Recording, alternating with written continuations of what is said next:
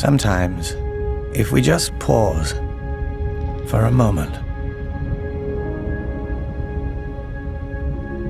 things become a little clearer. We learn something. These moments are everything. When we find wisdom, sometimes it's given to you, passed from one hand to another. Sometimes you have to learn it on your own.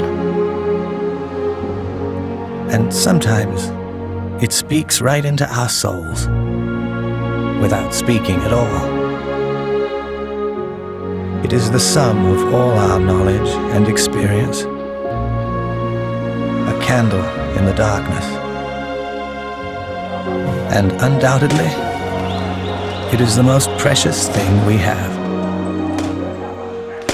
Because when we hold wisdom in our hands, we hold the key to something great, to deciding what next.